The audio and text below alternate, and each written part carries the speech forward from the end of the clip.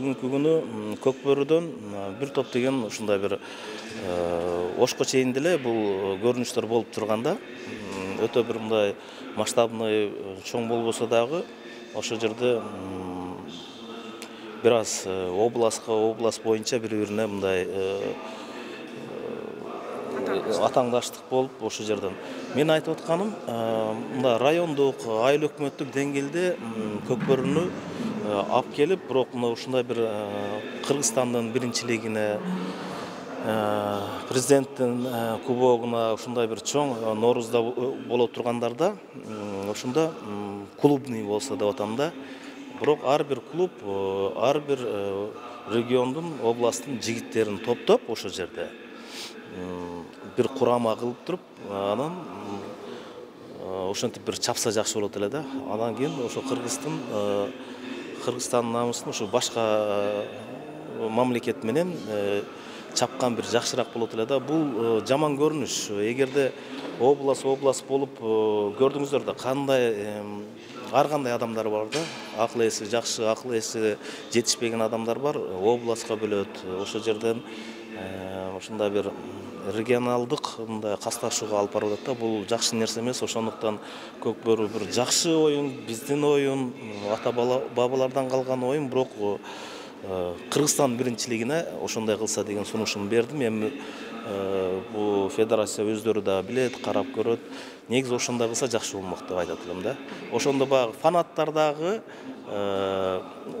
фанаттар ортосунда мындай уруш согуш болсо дагы фанаттар арасында болмок да, областка бөлүнүп кетпейт эле да. Ошол эле Кыргызстандын бүтүндүгү керек бизге, мамлекеттин эң бир мындай бүтүндүгү, ынтымагы күчтүү мамлекет болушун гана каалап, ошон үчүн сунушумду бердим. Эми бул биздин ата бабаларыбыздан калган улуттук оюнубуз.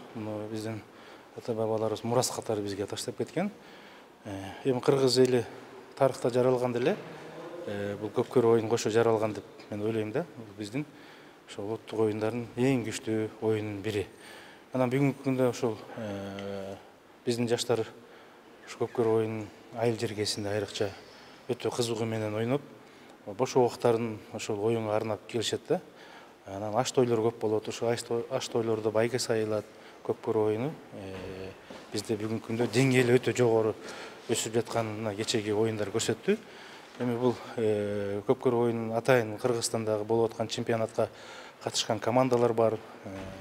Жогорку лига, анан кийин биринчи лига, экинчи лига деп бөлүнөт. А жогорку лигада ойногон ошо клубтук командалар бар да. Бүгүнкү күндө 6 команда бар клубтук. Бул ошо Кыргызстандын ар бир региондорунда түзүлгөн командалар.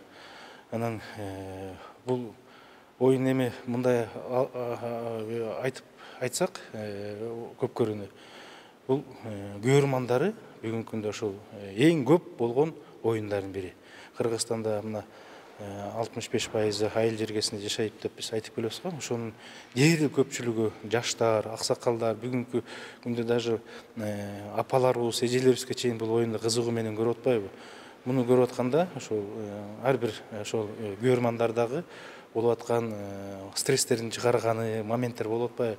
Келип баягы стадиондордо, ипподромдордо көргөндө ушунчалык кызыгуу менен көрүп, уткан командага көрөрман болуп келгендер сүйүнүч менен кетет. Эми утулгандар бир аз өкүнүп калат. Мунун баардыгы бирок чыккан стресс да. Адамдын бүгүнкү болуп аткандагы бул өзүнчө бир идеология. Адам чарчайт, анан бир нерсе менен алаксыш керек. Мына ушундай оюндарга келгенде адам өзү баягы ички дүйнөсү тазаланат деп мен ойлойм да. Бул акыркы орун алган окуя боюнчачы. Анан акыркы эми Оштогу болгон бул эми көрөрмандардын ортосундагы болгон бир аз тартип бузуу деп мен эсептеймин. Бул тартип бузуу болуп калды. Эми муну буга укук коргоо органдары өздөрү баасын берет да. Юридикалык мыйзамдын чегинде баасын берет. Эми мунун баардыгы ошол көрөрмандардын тарабынан болгон тартип бузуу деп мен эсептеймин. Анан эми бул оюнда бири жеңилет, бириси жеңет командалар. Албетте мунун артында эгерде чоң эмгек кылган командалар жеңишке жеткенге чоң мүмкүнчүлүктөрү бар. Чоң эмгек, талаптуу жумушаган командада чоң шарттар бар. Анан эми ошол оюндан кийин ар кандай сөздөр айтылып атат. Эми бунун оюнду кандайдыр бир эмеге жолго салыш керек, өзгөртүш керек депчи. Эми түзүлгөн команда бүгүнкү эрежелердин баардыгы иштелип чыккан. Клубтук команда дегенде бүгүнкү күндө ар бир командада, ар бир региондон келип ойногон жигиттер бар да. Мисалы, Достук командасында Чүйдүн жигиттери, Талас облусунун жигиттери да ошол контракт алып, ошол командада чапкан балдар бар. Бул болуп келген процесс. Болгондо бул жерде ар бир команданын өзүнүн артында күйөрмандар болгондон кийин ошол күйөрмандардын ортосундагы жанагындай бир аз тартип бузуулар болуп кетип атат. Эми бул дүйнөлүк практиканы алып карасак, мисалы Европада бүгүнкү күндө футбол өнүккөн, ошол футболдордун өздөрүнүн күйөрмандары болуп, алардын ортосунда ошондой түшүнбөстүктөр болуп, тартип бузуулар болот. Хоккей Америкада өтө өнүккөн оюндардын бири. Ал тарапта да ошондой күйөрмандар бар. Ана мен ойлойм, азыркы күндө мунун өзгөртүп эч кандай бир жаңы система алып келиштин кереги жок. Болгону ошол күйөрмандарга, ошол улак көрүүчүлөрдүн элге кайрылыш керек. Мындан кийин мындай тартип бузуу болбосун. Биз маданияттуулук менен ушул оюнду көрүп, сүйүнгөнгө алып келгенге бир иш-чара жүргүзүш керек да. Кыргыздын улуттук оюндары бул эзелтеден бери келаткан оюн.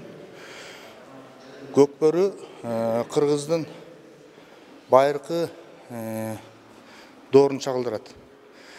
Ошон үчүн мунун жоболору канчалык оңдолбосун өзөгү бир эле ошол эле оюн өтөт. Ошол эле атка минип алып, ошол эле улакты тартат.